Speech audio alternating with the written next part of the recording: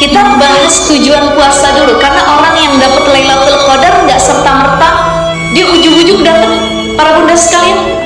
Dia harus lihat dulu bagaimana puasanya, bagaimana perkara sunnahnya, bagaimana amal baiknya selama Ramadan. Karena orang yang kepilih Lailatul Qadar adalah mereka yang memang dipilih oleh Allah Subhanahu wa Ta'ala. Jadi Lailatul Qadar itu hak prerogatifnya Allah. Kita nggak punya andil dan kita nggak bisa menjudge.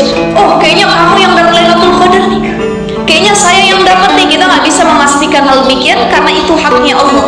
Paling tidak, untuk mendapat Lailatul Qadar kita harus paham tujuan dari saum, puasa yang kita lakukan selama di bulan suci Ramadan. Apa itu tujuan puasa? Yang pertama, wiqayatun nafs, pengendalian diri. Orang puasa bukan cuma menahan lapar dan haus, tapi bagaimana dia mampu menahan lisannya untuk tidak menyakiti orang lain. Dia mampu menahan matanya untuk tidak melihat yang tidak baik.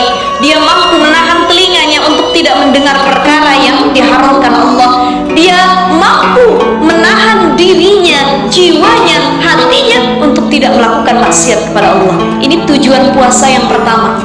Jadi kalau ada orang rajin puasanya tapi belum mampu mengendalikan dirinya, ya, utamanya adalah sifat marahnya. Ya Allah, saya puasa, saya sholat, tapi kenapa saya belum mampu mengendalikan diri saya? Bisa jadi puasa kita, sholat kita hanya sekedar ritual, tapi tidak ada penghayatan di dalamnya. Yang kedua, dawam syukur. Tujuan puasa yang kedua adalah melatih rasa syukur.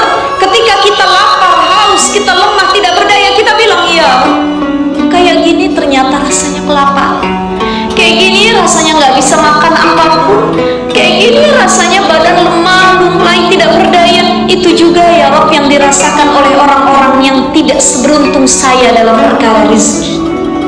Maka puasa ini melahirkan sifat toleransi yang tinggi, empati kepada sesama. Makanya puasa melahirkan sensitivitas sosial.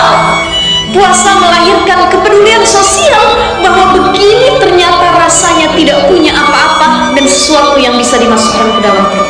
Ini dawa bersyukur. Kita lebih banyak bilang alhamdulillah, alhamdulillah, walillahil hamd. Ketiga, puasa itu bertujuan untuk taksil ta'am, memperbanyak ketaatan, memperbanyak ketaatan. Jadi kalau ada orang puasa tapi ketaatannya makin berkurang, berarti belum sampai kepada tujuan puasa yang sebenarnya. Yang keempat, puasa bertujuan untuk qillatul ma'asi, meminimalisir maksiat yang seringkali dilakukan. Biasanya kalau bukan bulan Ramadan, gibahnya lancar. Masuk Ramadan, dia takut gibah. Biasanya kalau bukan Ramadan, matanya sering ngeliat yang gak baik. Karena bulan Ramadan, dia memuliakan kemuliaan dari Ramadan, maka takut dia melakukan maksiat. Puasa yang mampu memberikan efek ataupun impact qillatul ma'asi, ini tujuan goalnya udah sampai, ibu-ibu sekalian. Jadi 4 nih, kita renungin deh dalam hati kita. Kira-kira 4 ini udah ada belum dalam diri kita?